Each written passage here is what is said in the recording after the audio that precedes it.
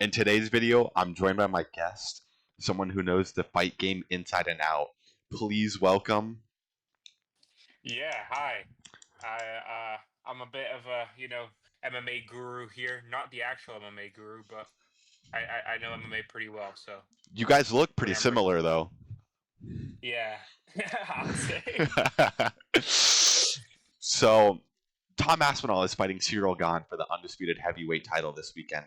How do you see this fight going? Honestly, I got Tom Aspinall. I don't really think I see a way. Ciryl Gane is very good on the feet, very powerful. He always has that knockout power that he can use. He's very athletic as well, which is underrated in this fight. But Tom Aspinall kind of has all of those elements as well as a very superior grappling skill. So I'm going to go with Tom Aspinall, and I think it's going to be done pretty early. I have him by a first round knockout. I think I agree with you. I have Tom Aspinall winning this fight, but I have the method a little differently. I think Aspinall's going to grind this fight out, and he's going to win by boring split decision. I just think he has more tools in his bag than Ciryl Gane. Ciryl Gane is kind of the one dimensional striker.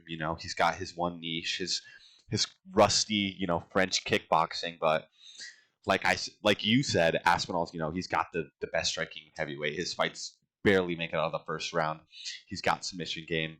All jokes aside, I think he'll probably go for the sub on Ciryl Gane if he's going to play it smart.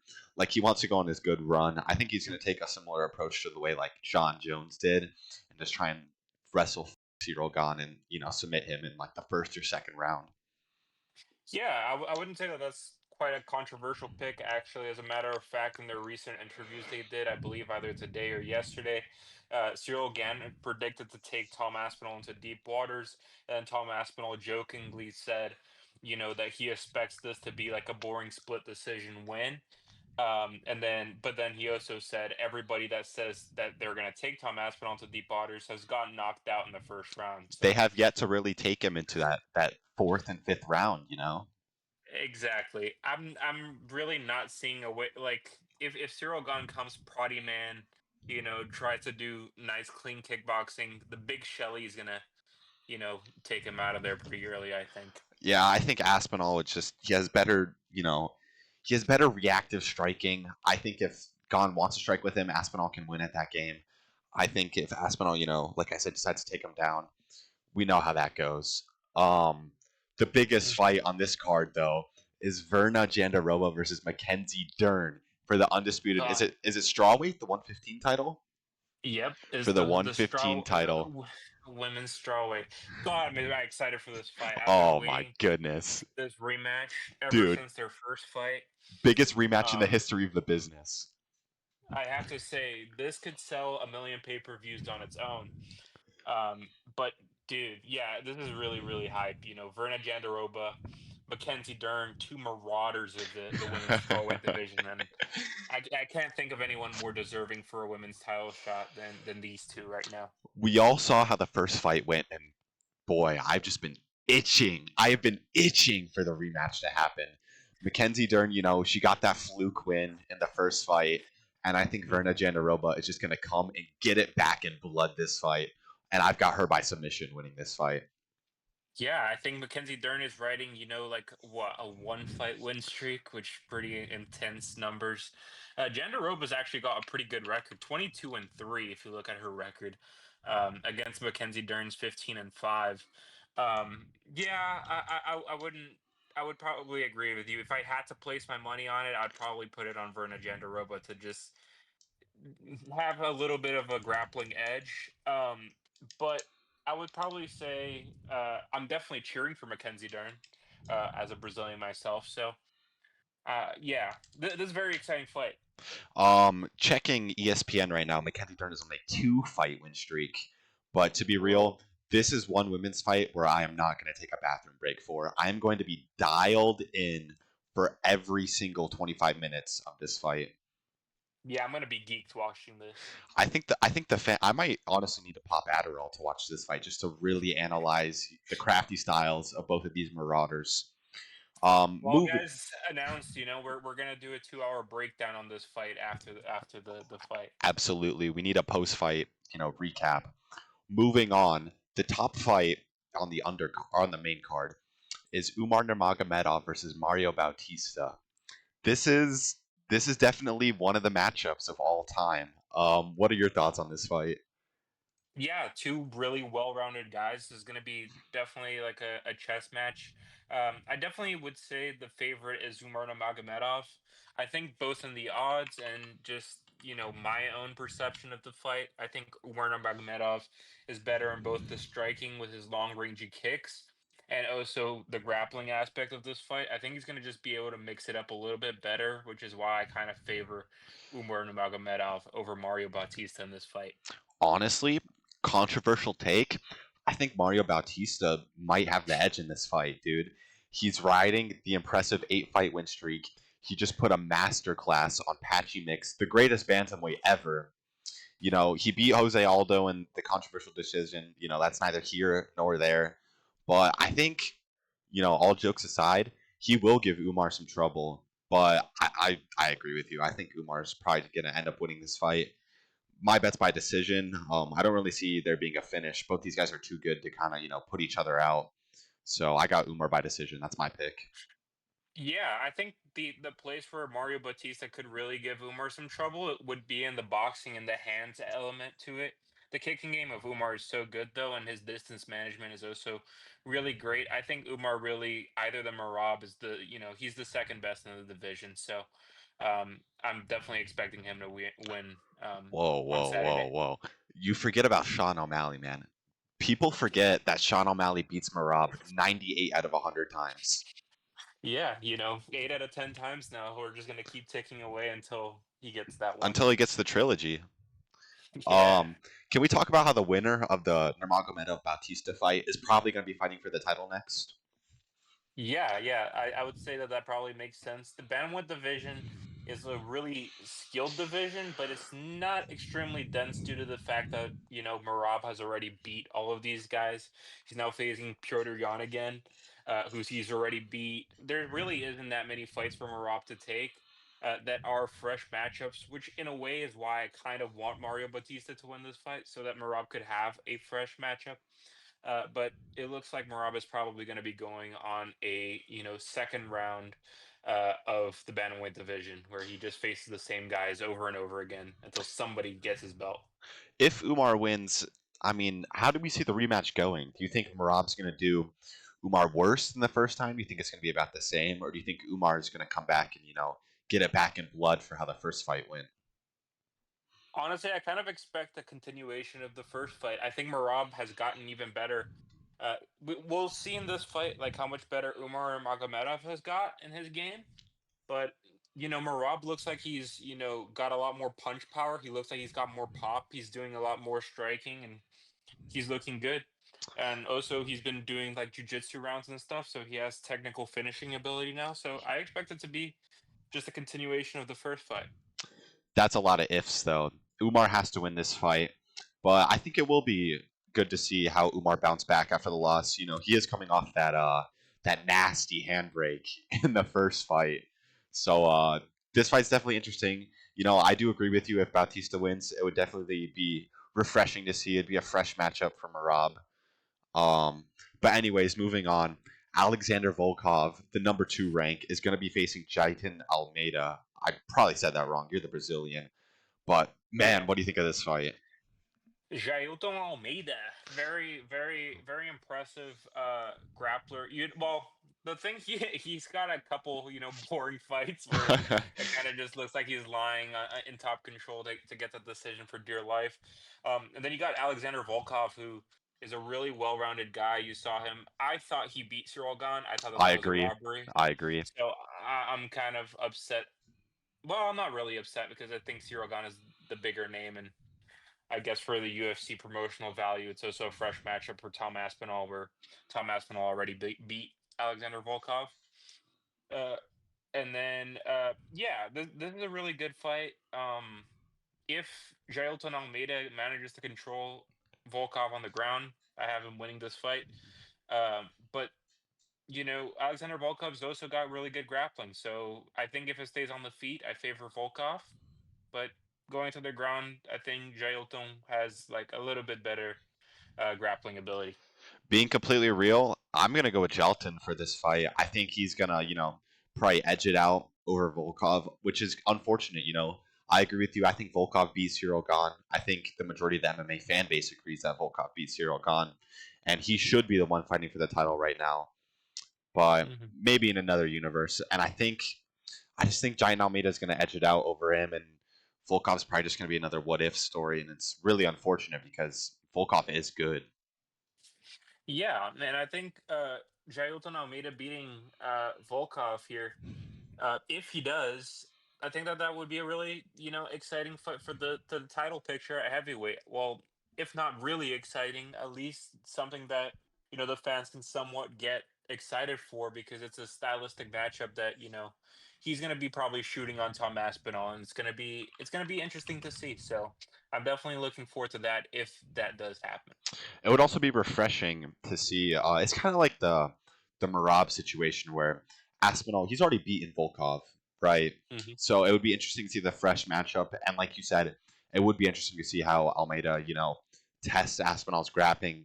We know Aspinall's a good grappler. Obviously, he's the black belt, but he's been getting his finishes by knockout. So if he beats Ciryl Gane by knockout, we don't really get to see too much of his grappling. It would definitely be something interesting to see in the future how he, reacts to the wrestler, shooting on him. So Yeah.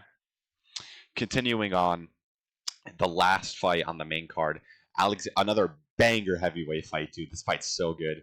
Slight Alexander, heavyweight. it is light heavyweight. You know what? Thank you, my host. Alexander Rakic is gonna face Osma.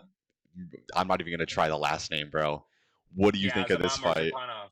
Yeah, Yeah. perfect. What do you think of this fight? The Marauder Azamat Mirzakhanov himself. Is this the The Density professional? Maxer. Yeah, it is. This is the Uh, I'm professional. I'm actually really looking forward to this fight just because uh, I think Azamat Mirzakhanov, this could be his breakout performance where if he gets this done, he's looking at, probably a top five guy next. Is Rakic in the top five? I don't even know if Rakic Yeah, is in the he's top five. he's not top five. He's number 7. Number seven. But yeah, definitely getting through Alexander Rakic, usually in the light heavyweight division, means that you're probably getting a light heavyweight title shot within your next two fights. And if he does it in impressive fashion, like he's done, pretty much his whole career right now in the UFC, he's 15-0.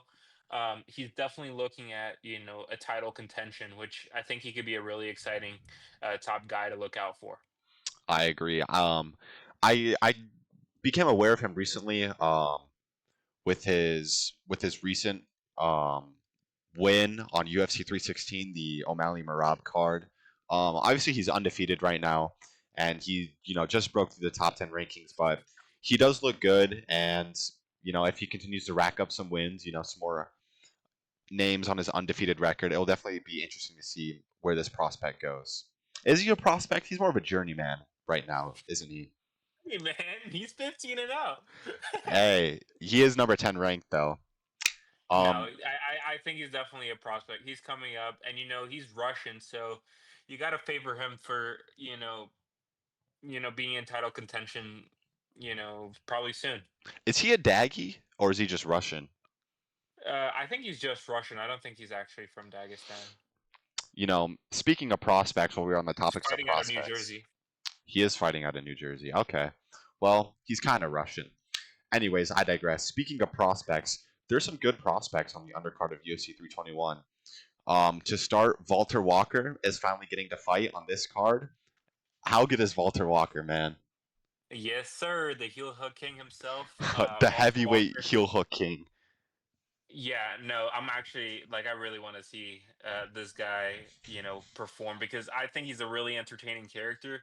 If you follow him on Instagram, yeah, some videos in Portuguese they make me laugh. I think he's a really funny guy, and I'm looking forward to him, having another good performance and breaking into, you know, just heavyweights rankings, just to see He's him ranked go up. already. Oh yeah. He's the number 15 right now. All right, awesome. Yeah, I want him to make it to a title shot, make it to a title picture, and just absolutely heel hook Tom Aspinall to death. That would be a perfect textbook ending. Dude, So yeah, it's Valter perfect. Walker is so interesting to watch. What heavyweight do you see go out there and rip 3 first round heel hooks in a row? Dude, this guy is Never happened. scary. Like you do not. This is the kind of guy that you don't want to spar with. He's the kind of guy your knees will never be the same walking away from him. And honestly, do we think he's gonna win this fight against Louis Sutherland's a little English boy? Do you think he's gonna win by his 4th first round heel hook? Yeah, I have him winning. I have him winning, and I would favor a submission as his way of victory. It's either a submission or a decision would be my two picks. So I was honestly disappointed to see that his fight at UFC Rio got canceled. It was one of the more exciting fights on that card, but it's good yeah, to see him fight here. Yeah, Mohammed Usman popping for PEDs. really, I thought he missed weight. No, he popped for PEDs. Wow, he's on EPO. Yeah, you know that Usman camp has always been a bit fishy. So He's got a it's a hard cut to heavyweight, man. yeah, you for sure. um, moving on, can we talk about RDQ's performance last weekend? Yeah, that was embarrassing, man. It was honestly embarrassing. What a disgrace! I thought this guy was the next up in the middleweight division. Yeah, to be honest, I have some. I don't think he was perfectly healthy for that fight. Let's remember he's also been really active. I believe that this was his fourth fight in the year. Fifth fight. Um, fifth fight, yeah. So a lot of weight cuts. He's a really big guy, so I imagine the weight cuts are quite difficult. He looked gassed past the second round, so I don't think he was 100% in that fight. Now, would it have that changed the result? I don't know.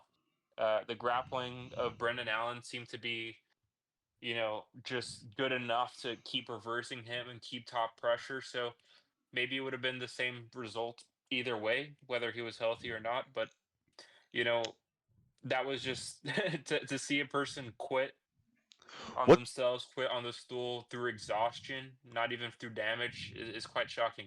what's the rumor going around that he had like Lyme disease or something going into the fight? Yeah, I'm not sure. I'm not sure if I haven't heard that, but yeah, maybe he definitely had something wrong with him.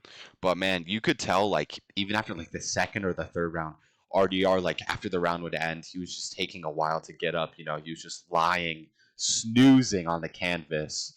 And I think Brendan Allen just went out there and imposed his will and broke, RDR's will. And it sucks because I had RDR winning that fight. I thought he was Hmm. gonna sub or, take Brandon Allen to a decision and, maybe get the title shot against Hamzat. But for now, he's a quitter. Yeah, I think that this is like a really the thing about this style when you're grappling heavy.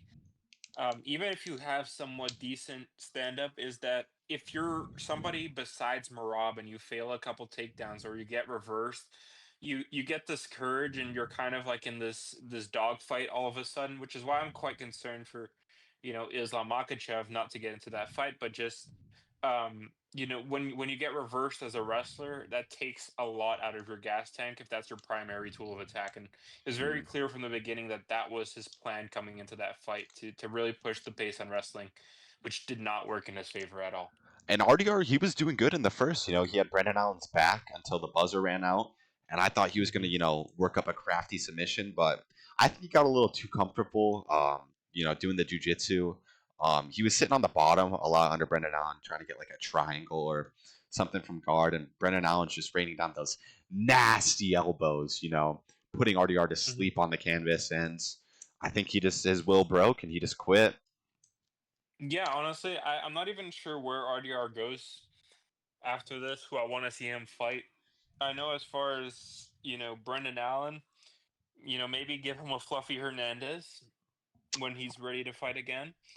Or he's not ready for a title shot, Brendan Allen, so you I got to agree. put him through another test. If you want to play And matchmaker a little bit, I think RDR Kyle Bahayo is the fight to make. Hot take. yeah, yeah, they're both coming off losses. Didn't look entirely impressive in both of their fights, so yeah, that could definitely be a fight to make. Or maybe you. I mean, I don't think he's deserving of a Sean Strickland. No, I Not don't after think. I don't that, think but so. yeah. And I think Sean Strickland beats him bad, by the way.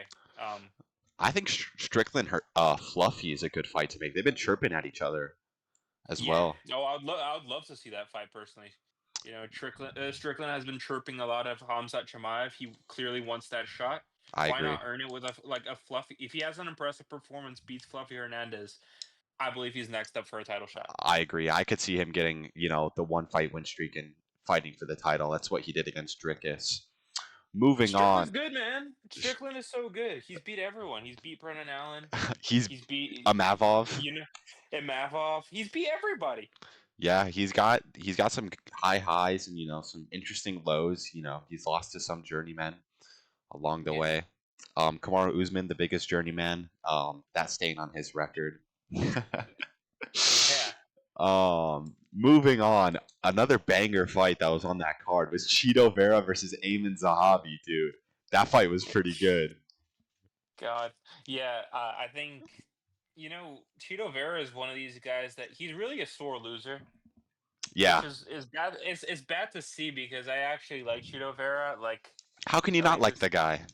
Yeah, I like Chito Vera.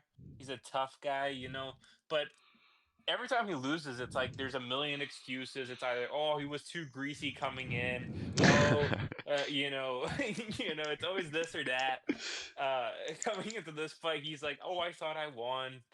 The one the bad part about these excuses is you can make an argument for um first round and second round hmm for Chito Vera. him because Chito Vera, yeah.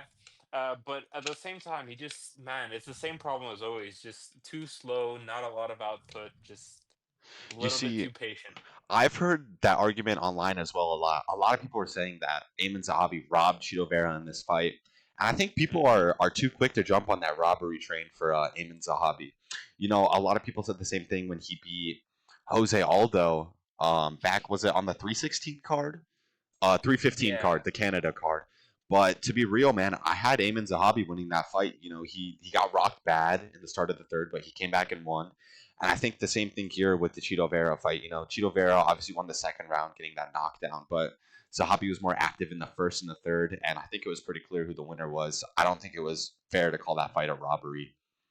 yeah, I definitely don't think I was a robbery. I would have to agree with that. I had their hobby up. It was not like a dominant performance, but now Zahabi has had two like pretty close, like controversial decisions. And he probably, if he wants to get some recognition in the division, he's probably going to have to put up like a finish or something really dominant Yeah, going forward. I agree. He did call out Sean O'Malley after that fight, and I don't think that's the fight to make, man. I don't think that's a Um, play. I don't Eamon, think that's a Zah- play. Eamon Zahabi is the number 7 ranked right now. O'Malley's obviously the number 1 because, as we said, he beats Marab 8 out of 10 times. But I think O'Malley versus Song Yadong is, the better matchup to make. Yeah, but if you look at the top of that division, he's looking at the top. He's looking to get into title contention.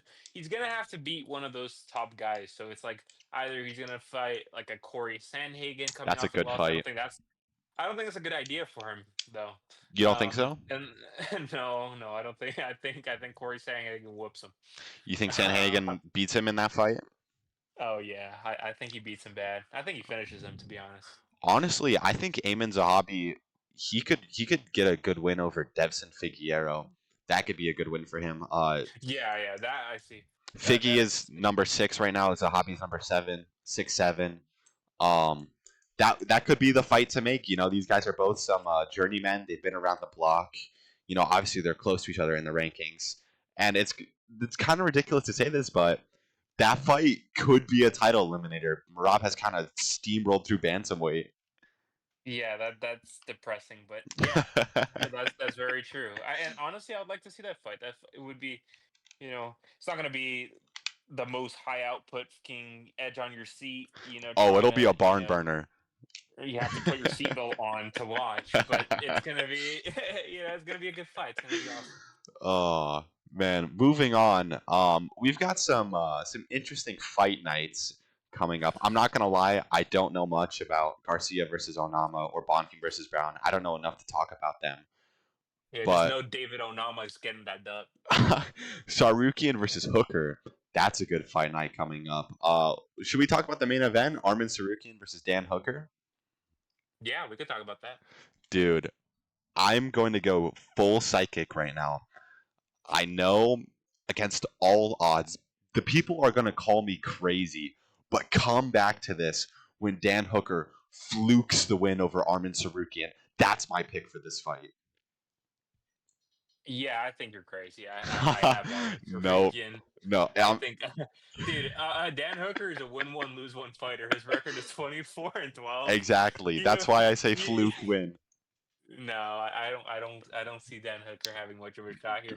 I think Armin's gonna mess him up bad. I think he's gonna take him down and just smudge him, just smudge him. I'm telling you now, I sound crazy and you people might not get it yet, but you will come back to this video after Dan Hooker flukes the win over Arman Tsarukyan. He's gonna get some weird knockout, or he's gonna get like the craziest decision. I don't think he'll get the decision because it's a 5 rounder, but I think Dan Hooker will probably fluke KO Arman Tsarukyan. I'm going. That's my full psychic abilities right now. That is 100% lock for me. Yeah, bet with caution on that one. Oh man, just think how funny it would be after all this time. Armin pulling out of the Islam fight at the beginning of the year. I'm gonna lose my mind. I'm gonna be pissed. He's been chirping for the title shot. He's been waiting. He's the guy who should be fighting for the title next, but obviously the UFC doesn't like him because of what he did with Islam. But just imagine if Dan Hooker fluke KOs him and people just forget who Arman Tsarukyan is. He goes down the lightweight rankings. Dan Hooker gets the title shot against ILIA. It's absolute cinema. No, yeah, I'm gonna be pissed. Just because Arman Tsarukyan is such a fun matchup, going against Ilya. If we can't have Islam versus Ilya, can we at least have Arman versus Ilya? Like, It is the please. fight to make, but obviously Dana White, Armin did something to piss him off. I wonder, Because I wonder what it could be.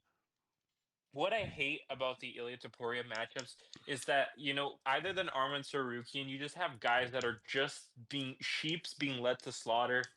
And it's a lamb being walked to slaughter. It's like Justin Gaethje is gonna strike with him. He's gonna get knocked out. You've got who's after Justin Gaethje? You Paddy got Pimblett. Paddy That's who's Pimblett. fighting for the. Should we talk about Topuria versus Pimblett? Because Okay, the that's a good rumor the matchup. I'm rumor not gonna lie. is that's the fight that's going to happen. Yeah, That fight's a done honestly, deal. I'm not that Paddy Pimblett deserves that title shot, but it kind of makes more sense than Justin Gaethje in my opinion. I agree. I You think it's the know, better fight as well. Paddy Pimblett has a longer win streak than Justin Gaethje. He's like a more exciting stylistic matchup for Ilia Topuria. Better, well-rounded game. And So yeah, he's been jumping up the rankings in lightweight. He's number 6 ranked right now. Dan Hooker fell to number 7, 6-7 again. But I think the UFC is doing a little bit of sneakiness here while nobody's looking. They're trying to boost him up a little bit, to build some more hype around this fight. yeah. Paddy Pimblett's a guy that I've kind of like doubted and kind of flew under my radar just because not star quality wise. I think he's a very entertaining fighter and coming up and stuff. But after his performances, who was the guy who like beat him? Who beat Paddy Pimblett? Yeah. Let's look at this up.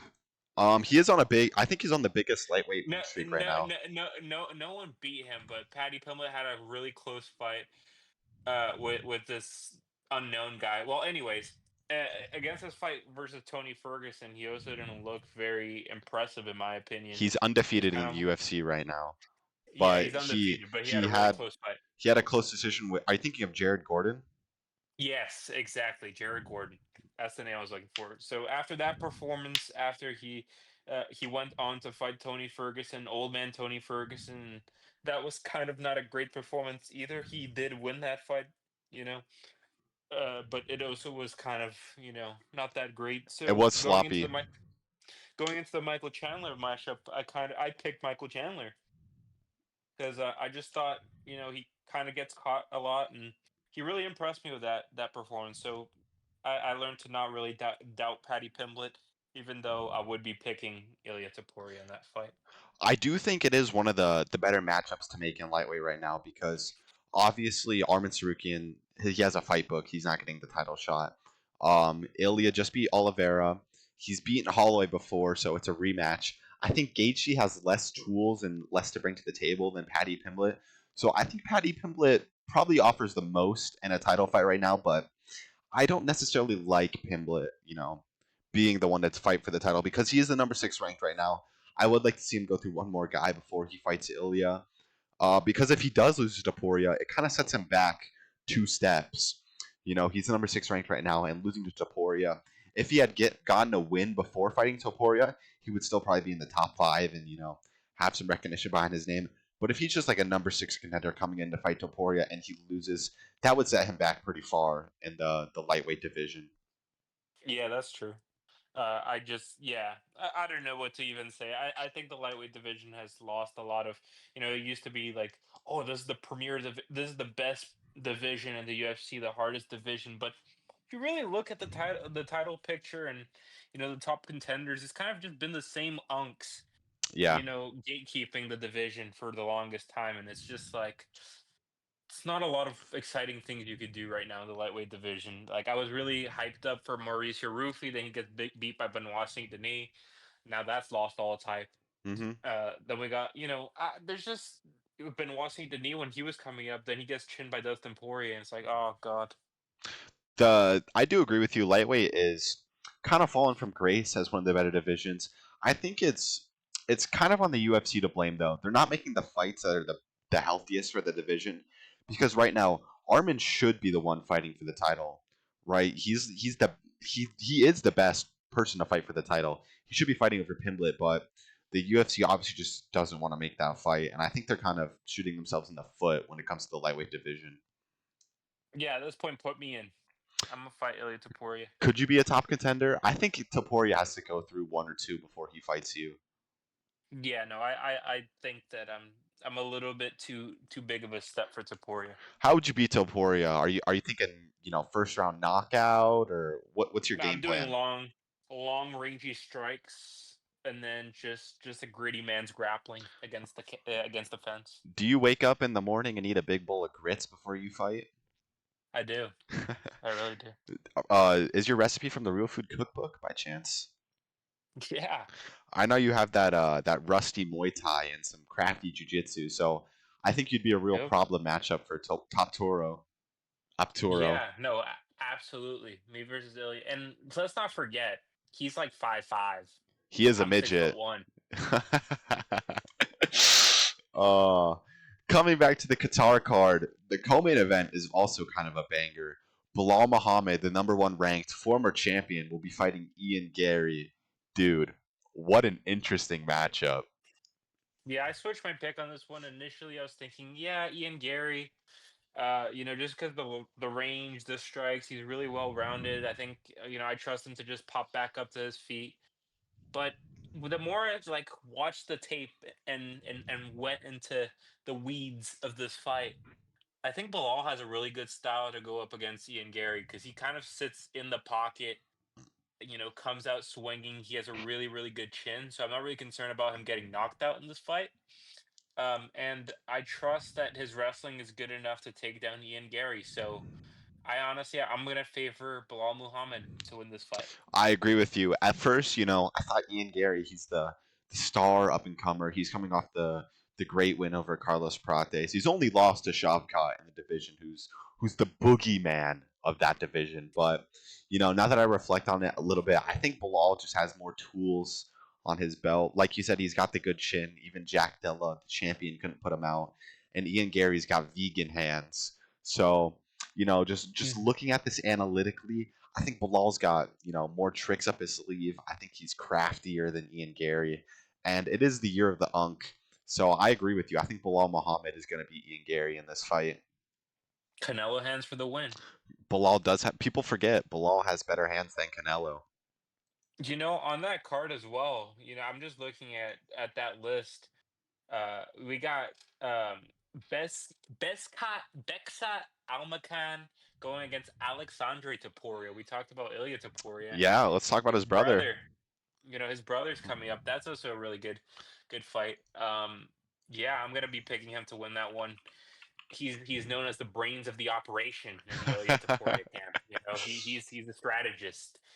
He's the guy with the beakers and test tubes making the game plans, and he's Beakers really and test skilled too. tubes.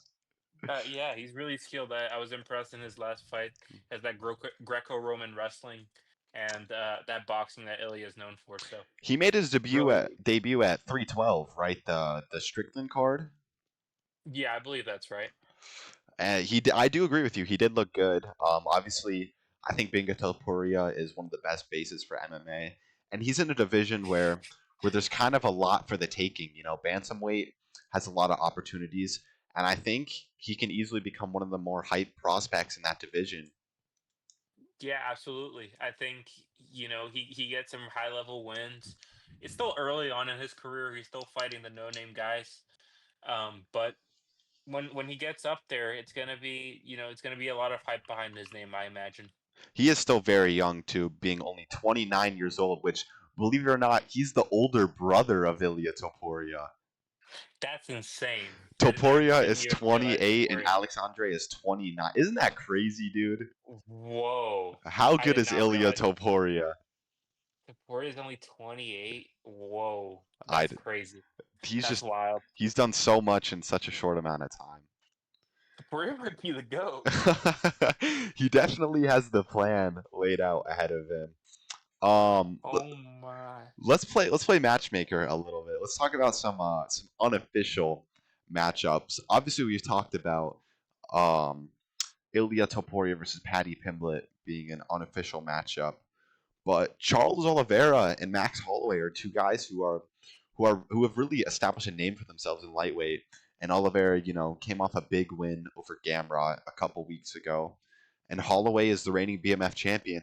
How do you think, seeing the matchup of Charles Oliveira versus Max Holloway? God, that's a really exciting fight, but also a fight that I'm gonna have to watch with one eye closed just because I really like both guys, and I really hate when Max Holloway fights another one of these really likable people where These it's like, legends. God, I really don't want to see him lose, but then it's like I don't want to see him beat Charles. Yeah. So yeah, I'm gonna be cheering for Charles. That's my boy. I train at Shoot the Box. You know, I'm their head coach. You're So the brains of the operation, with those I'm beakers and test tubes. Yeah, I have to go with Oliveira just because he's my boy. I agree with you. It's really a fight where you don't want either guy to lose, and I think that's what makes the matchup so good. This fight, it's two fan favorites, two legends. It's a rematch. These guys have history before. Charles Oliveira, kind of had that neck tear, that injury in the first fight, so we never really got to see that full fight play out. But man, I don't want either guy to lose. Holloway's just so good, but Yeah, Oliveira's my boy, and I gotta go with Oliveira winning this fight.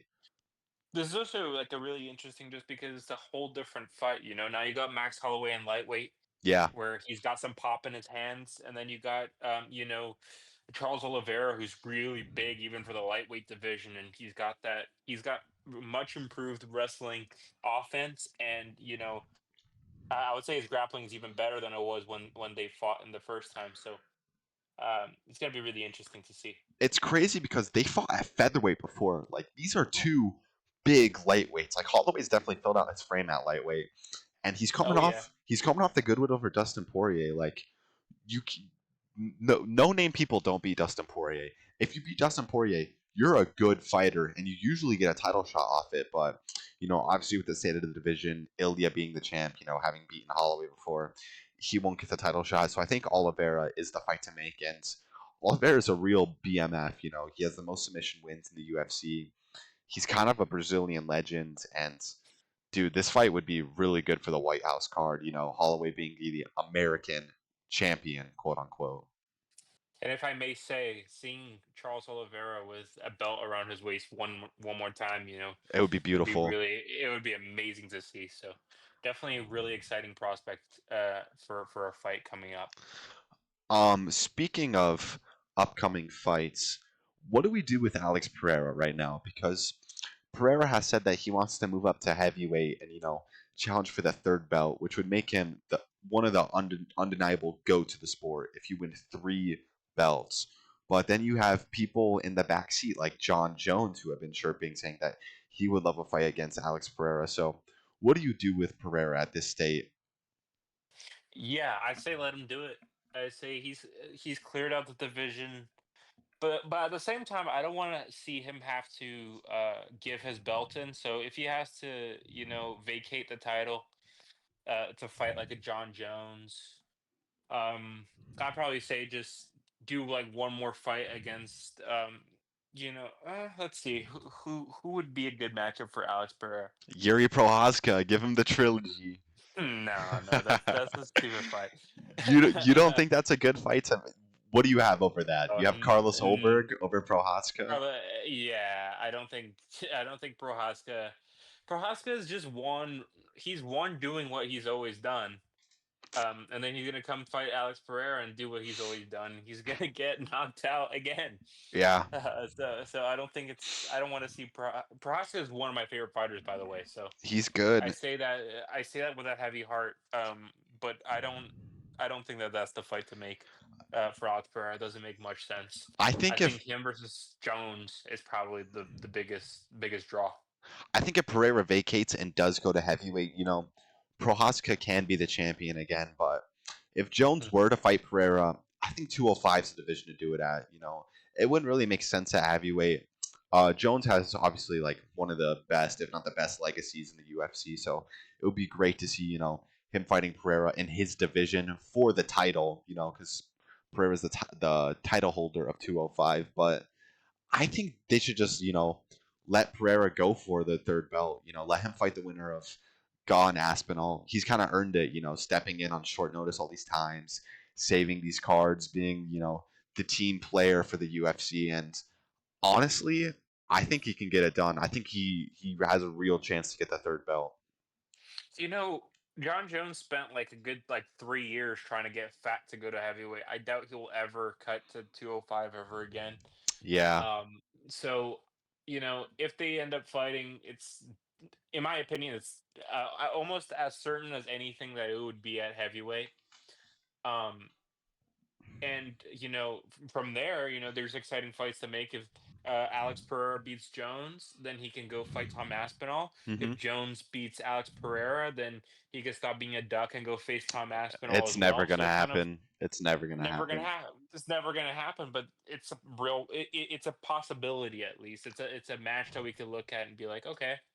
I think Jones is he's kind of like McGregor, where he just keeps like pushing his name out there and like these hypothetical fights to keep his relevancy because the people wanted to see him versus Aspinall, and that was the only fight they wanted, and he really just docked Aspinall, and now he's kind of chirping at Pereira to keep his name in relevance. But if I'm being completely real, I don't think we see John Jones ever fighting again. To be honest, I think the more likely scenario, Alex Pereira versus Tom Aspinall. Alex Pereira wins by just immense size mogging Tom Aspinall. How did he ever make 185? You How? know, How did he ever? we're just gonna see him density max. He's gonna come in at like 285 on fight day and just absolutely destroy Tom Aspinall with one punch. I think Aspinall low key size mogs Pereira because Aspinall he's like what 6'5", like 258, dude. Yeah, but Pereira somehow always finds a way to be bigger than everybody on fight day. That is true. It's like they could be the biggest person ever, and then it goes, to the day of the fight, and they face off, and Alex just magically is way bigger than they are. If him and Aspinall face off, like they would be pretty equally sized. Like all jokes aside, I think so. Yep. how did Alex Pereira legitimately make 185? It's Brazilian voodoo. I think. Yeah, I think Yuri Prohaska was right. He definitely has some of that Brazilian, Amazonian rainforest voodoo. Yep. Um, Speaking of hypothetical fights, the only fighter who really is kind of in limbo right now, the only champion who's really kind of in limbo right now is Alexander Volkanovski. The other divisions, the champion has fought soon, or they have, this fight that's booked or this fight that's, pretty much rumored or done to be booked. Every division except for featherweight. Like what's going on with Volkanovski right now? Yeah, I don't know. It's been a lot of talks At one point, we hear, "Oh, the Diego Lopez match is done," and then we'll hear, "Oh no, it's not done." They're looking at Movsar Evloev, and then it's not. Oh, Lerone Murphy is the one that's coming in, and it just it's tight.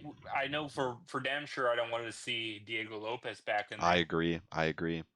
I think it That's would what I be do know. disgraceful for us as fans to see a rematch with Diego Lopez or Yair Rodriguez because that idea was thrown up in the air for a little bit. Oh yeah, that would probably be my two least favorite fights to see. Just talk about not deserving a title shot. Like you don't just lose, win one, and then you're immediately back into a title shot. Especially when the guy you beat is not even A like, Bellator can.